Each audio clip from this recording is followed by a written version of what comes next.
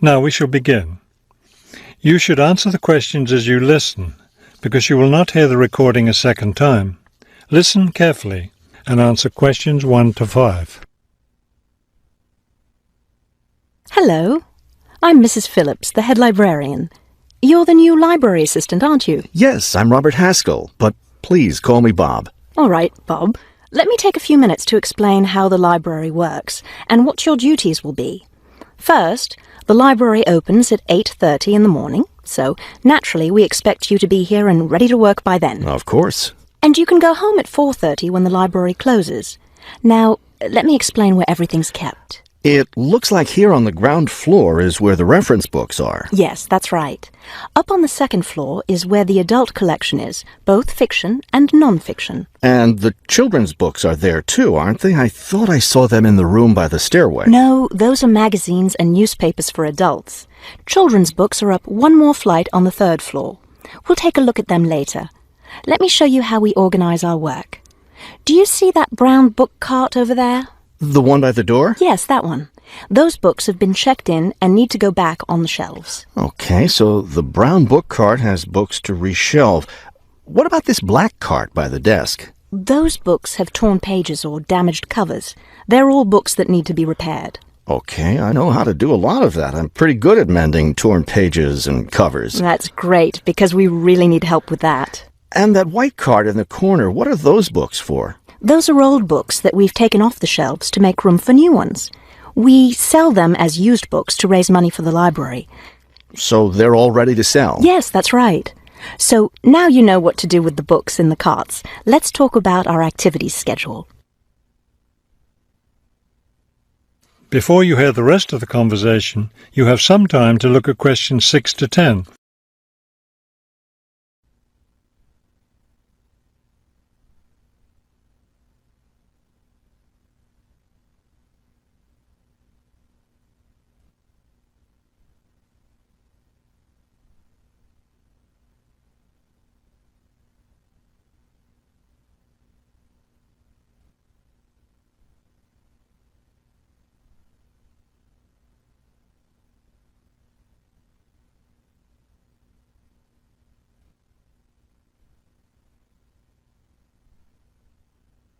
Now listen and answer questions 6 to 10. I understand this library has a number of interesting activities every week. Yes, our activities are quite popular. The most popular one is story time for the children. Do a lot of children show up for that? Yes, a good many. It takes place in the children's room on Thursday mornings at 11. Isn't there a family movie night too? Yes, but it's not at night anymore. We used to have family movies on Fridays when the library is open until 9, but now we have a different activity at that time, so we had to switch family movies to the weekend, Saturday afternoon. How much do you charge for the movies? They're all free. The movie always starts at 2:30 in the reference room, but you don't have to worry about that since you don't work on weekends. And what takes place on Friday evenings? We've just started a weekly lecture series. We have a different speaker every week, and the lectures cover all different kinds of topics. That sounds like something I'd be interested in attending. Good, because we'll need your help with that. You'll be working Friday evenings, and one of your duties will be to set up the meeting room on the first floor for the lecture. What time will you need that done? Let's say by 6:15. The lecture starts at 6:30, and the room needs to be ready well ahead of time. A lot of people arrive early. Maybe I should have the room ready by 6? That wouldn't be a bad idea. Okay, why don't I take you upstairs and show you the rest of the collection? That is the end of part 1. You now have half a minute to check your answers.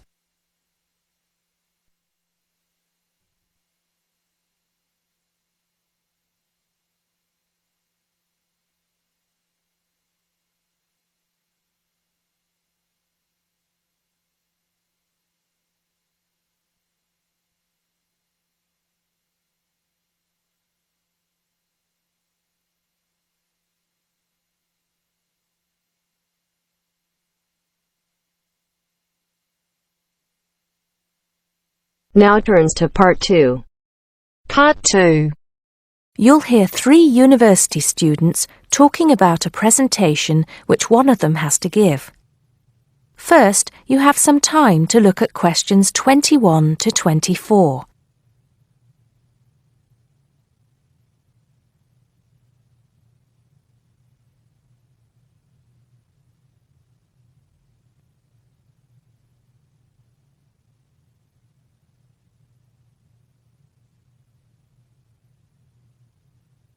First, look at questions 11 to 14.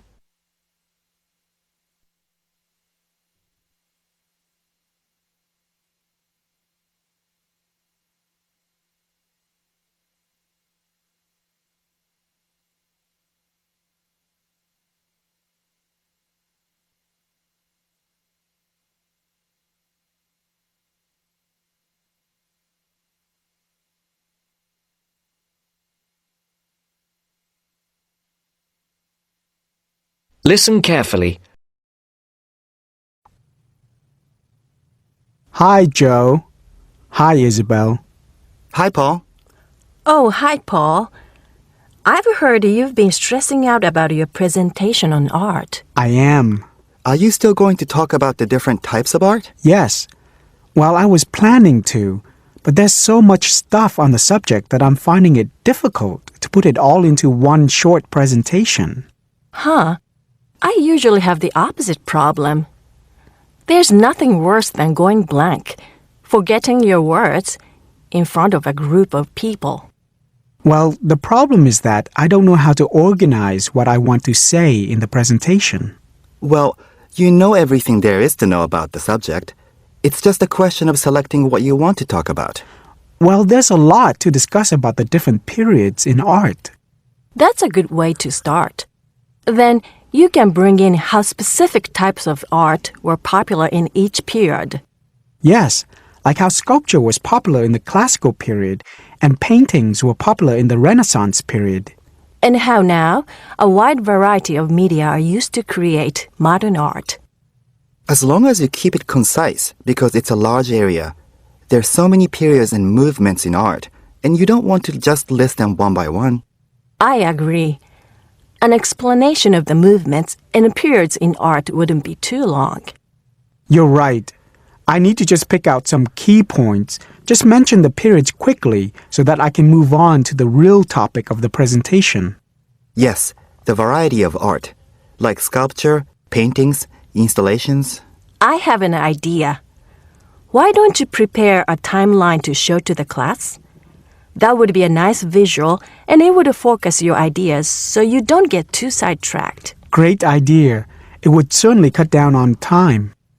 Right then, where are we?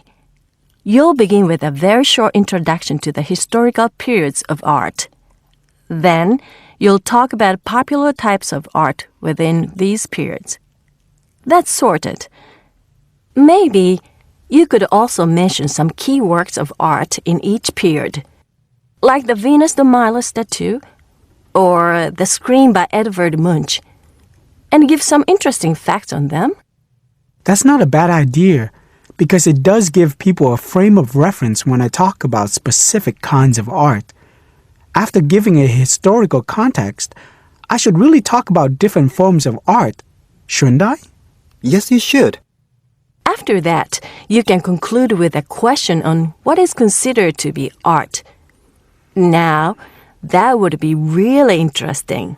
Yes, comparing the traditional views of art with modern views. Exactly. I think I'll have a collection of pictures, including famous pieces of art from classic to modern, projected on the wall, like the Mona Lisa, and some pop art, and ask people whether they think it's art or not. Before the broadcast continues, look at questions 15 to 20.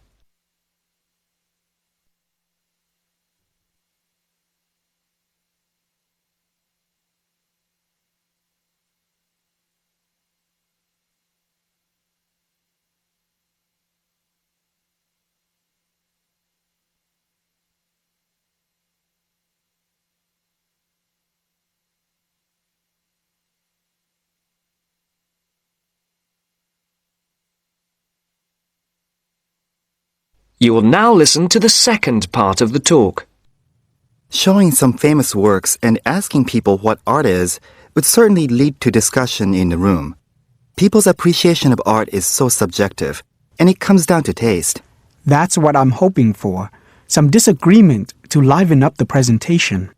And you could stick in some really controversial ones like graffiti and modern art installations in between pieces of art that are universally accepted, like the work of the Renaissance painters. Sounds good to me.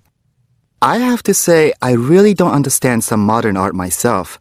There was one recently that was just a pile of rubbish. It doesn't require much skill to create, does it? And what does it mean? There's no point to it. Actually, Joe, I like some modern art. It makes you look at the world in a different way. Artists now have the freedom to express themselves completely. Yes, but there is an idea now that anything can be art. I've heard of paintings being sold for large sums of money, which have been done by small children and animals. Now that's ridiculous. Oh, you could find one of those paintings and put it in your presentation, couldn't you, Paul? That would really be interesting. Well, Paul, what do you think? I like it. Just thinking. I'll need to do some more research to find pictures for the slideshow. Yes, we can help you. Can't we, Joe? Of course. If you go to the fine art section of the library, I'm sure you'll find everything you need. Just ask the staff and they'll give you access to a slide bank of hundreds of famous works of art. And if you still can't find what you're looking for, use the library computers to go online. There are lots of images on the internet. Of course, you'll need to use a search engine like Google, but it's dead easy. Thanks, guys. I'm feeling much clearer about the project. Your ideas have been really useful. I think I should end with a quote of some kind by a famous artist. What do you think? That's a good idea. Now let's go to the library and see what they have. That is the end of part 2. You now have half a minute to check your answers.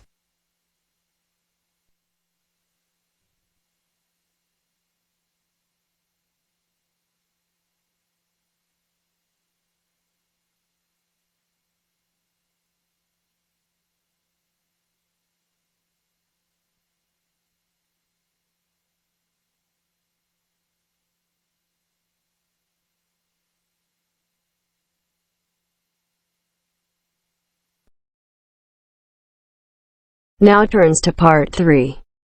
Part 3. You will hear a reporter talking on the radio about old racing cars.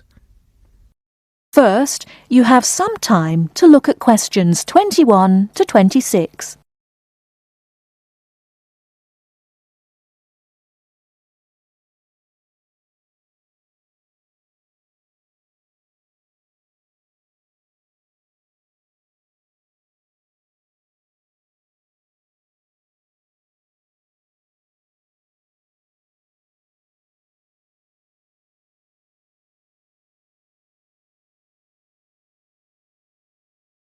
Now listen carefully and answer questions 21 to 26.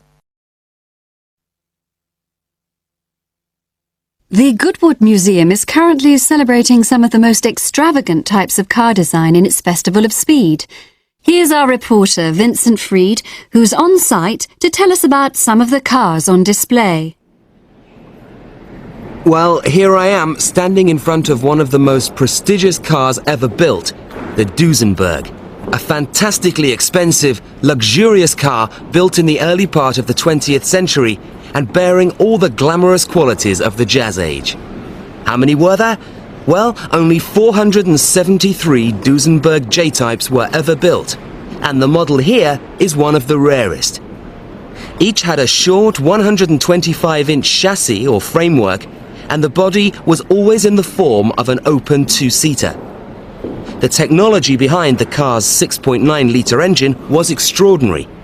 It featured capsules of mercury in the engines to absorb vibration and provide an incredibly smooth ride. In fact, these cars offered unparalleled performance. In an age when 160 kilometers per hour was considered very fast, the Duesenberg promised a top speed of 180 kilometers per hour and could do 140 kilometers per hour in second gear. Duesenberg, who designed the car, sold it as a frame and engine. This was typical of the age again, and many prestige manufacturers such as Rolls-Royce did exactly the same. Owners able to afford the hefty $9,000 price tag for the basic car would then commission a coachwork company to build a body tailored to their own individual requirements.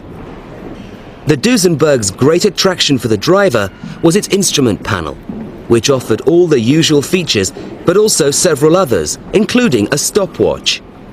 It was the Duesenberg's technology that lay behind its success as a racing car, and they dominated the American racing scene in the 1920s, winning the Indianapolis Grand Prix in 1924, 25 and 27. Before you hear the rest of the talk, you have some time to look at questions 27 to 30.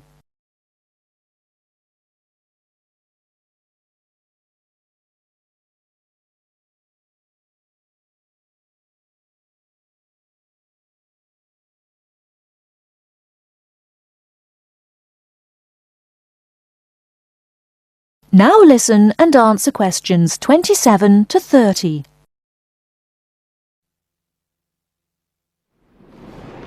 On to another celebrity, the 1922 Leia Helica. Only 30 of these French propeller cars were built, and the model here at Goodwood, which was the fourth to be made, is thought to be the only surviving example still capable of running. The brains behind this car was Marcel Leia, who was an aviation pioneer first and foremost, and the influence of flying is quite apparent in the car.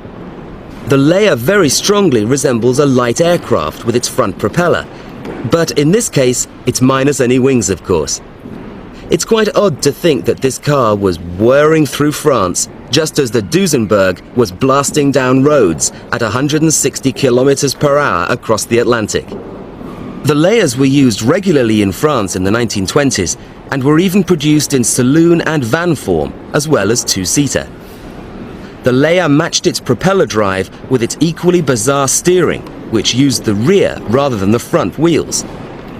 But despite looking rather frail, it was a tough machine. In fact, when troops tried to steal it during the Second World War, the car's baffling design was clearly beyond the would-be thieves, and it ended up being driven into a tree, breaking the propeller. And now for the Firebird. This extraordinary car was first... That is the end of part 3. You now have half a minute to check your answers.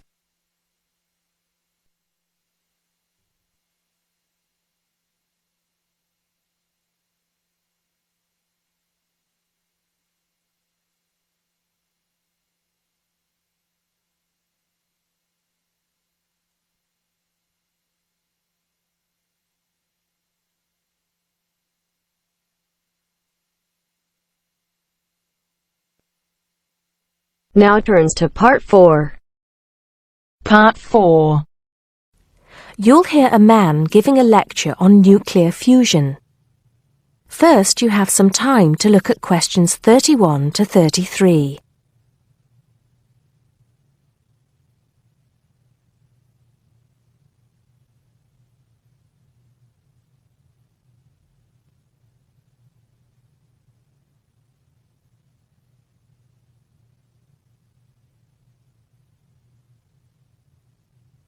Now listen carefully and answer questions 31 to 33. I'd like to start by thanking so many of you for attending this, my first public lecture at this magnificent university. I'm going to be talking to you today about nuclear fusion. Before I proceed further, I would like to apologize on behalf of some of our newspapers for the sensationalist and hopelessly inaccurate articles that have been published on the subject over the years.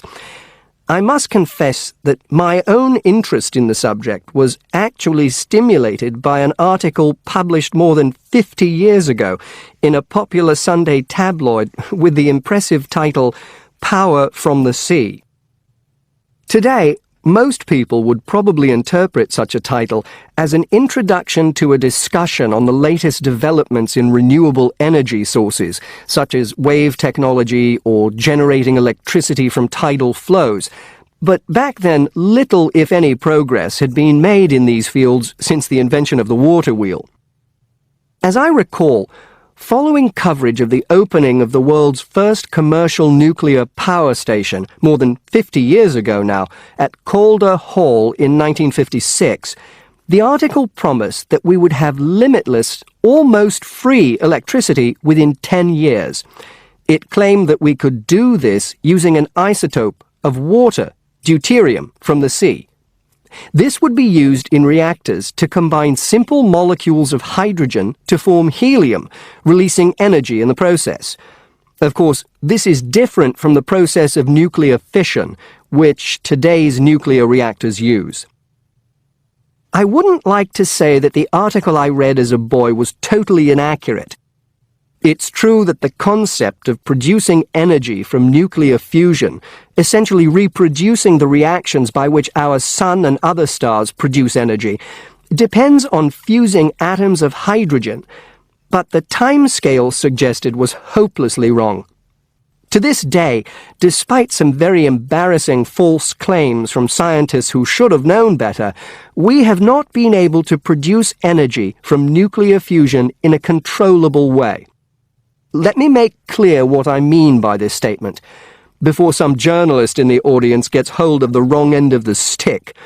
Yes, we have been able to fuse hydrogen atoms to produce helium and a release of energy, but the balance account has always been negative. We've always had to put more energy into the reaction than we've ever succeeded in getting out. We know the theory works, but we still do not know if we can get fusion to work for us and solve the problem of our energy needs. Before you hear the rest of the talk, you have some time to look at questions 34 to 40.